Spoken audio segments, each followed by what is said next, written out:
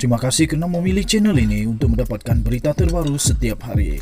Bagi anda yang pertama kali berada dalam channel ini, sila pertimbangkan untuk tekan butang like, subscribe dan komen video ini untuk penambahbaikan pada video akan datang.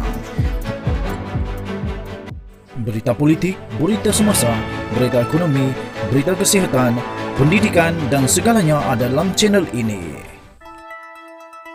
Salam sejahtera Malaysia, berita terkini dipetik daripada astroawani.com bertajuk Dewan Negara lulus pindaan Perlembagaan Persekutuan berkaitan MA 63. Rang undang-undang itu memperoleh sokongan 49 senator masing-masing ketika belah bagi pada bacaan kali kedua dan ketiga, sekaligus lebih 2/3 persetujuan daripada ahli Dewan Negara. Berita penuh. Rang Undang-Undang Perlembagaan untuk Pindaan 2021 berkaitan dengan Perjanjian Malaysia 1963 telah diluluskan dengan majoriti lebih 2/3 di Dewan Negara hari ini. Rang undang-undang itu memperoleh sokongan 49 senator masing-masing ketika belah bagian pada bacaan kali kedua dan ketiga, sekaligus lebih 2/3 persetujuan daripada ahli Dewan Negara. Yang di-Pertua Dewan Negara Tan Sri Rais Yatim memaklumkan undi belah bahagian perlu dijalankan berikutan Perkara 159 Perlembagaan Persekutuan yang menetapkan pindaan rang undang-undang itu pada bacaan kali kedua dan ketiga memerlukan undi tidak kurang 2/3 daripada jumlah bilangan ahli Majlis Dewan Negara. Beliau berkata tiada ahli Dewan itu yang tidak menyokong rang undang-undang berkenaan selepas 2 kali undi belah bahagian dilakukan manakala 5 senator tidak hadir. Rang undang-undang itu telah diluluskan di Dewan Rakyat pada 14 Disember dengan majoriti lebih 2/3 persetujuan ahli Dewan Rakyat selepas memperoleh sokongan 200 ahli parlimen pada bacaan kali kedua dan 199 undi menyokong ketika belah bahagian pada bacaan kali ketiga. Terdahulu, Menteri di Jabatan Perdana Menteri Parlimen dan Undang-Undang Datuk Seri Dr. Wan Junaidi Tunku Jaafar ketika menggulung perbahasan rang undang-undang itu berkata amalan meraihkan Hari Malaysia pada 16 September hanya untuk Sabah dan Sarawak adalah kurang tepat. Sebaliknya, ia perlu diraihkan oleh semua negeri. Katanya, saya akan bawa perkara ini ke Kabinet untuk meminta supaya tiap-tiap negeri meraihkan hari itu, iaitu Hari Malaysia, di samping kita meraihkan Hari Kebangsaan pada 31 Ogos yang ada juga dalam perlembagaan, katanya.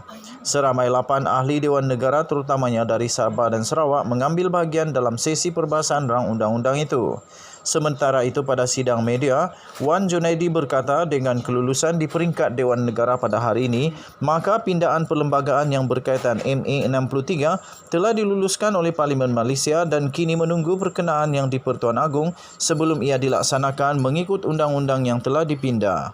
Katanya, saya sangat berbesar hati kepada semua pihak. Kami berdiri di sini adalah sebahagian daripada sejarah untuk meletakkan Perjanjian Malaysia 1963 ke dalam perlembagaan, mengiktiraf Perjanjian Malaysia itu sendiri serta untuk Sabah dan Sarawak untuk merealisasikan perjanjian-perjanjian yang terletak dalam Perjanjian Malaysia itu. Tambahnya, maka saya berterima kasih kepada ahli-ahli Dewan Negara dan Dewan Rakyat oleh kerana sokongan padu kepada rancangan kerajaan secara konsensus di pihak Sabah dan Sarawak dan juga Persekutuan untuk merealisasikan harapan dan impian rakyat Sabah dan Sarawak. Hari ini menjadi satu kenyataan, tidak ada halangan lagi, katanya. Pindaan Perlembagaan Persekutuan itu dibuat bagi mengukuhkan kedudukan Sabah dan Sarawak dalam Persekutuan Malaysia. Rang undang-undang itu antara lain memberi manfaat yang dapat menjelaskan kedudukan negeri Sabah dan Sarawak dalam Persekutuan selaras dengan Perjanjian Malaysia 1963, selain turut memberi pengiktirafan kepada perjanjian itu dalam Perlembagaan Persekutuan yang sebelum ini tiada rujukan dibuat Perlembagaan Persekutuan.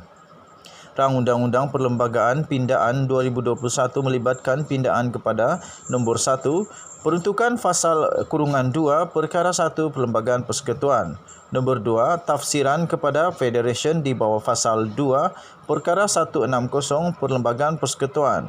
Nombor 3, tafsiran baharu Malaysia Day di bawah Fasal 2, Perkara 160 Perlembagaan Persekutuan. Dan yang keempat, peruntukan untuk perenggan A, Fasal 6 dan Fasal 7, Perkara 161A, Perlembagaan Persekutuan.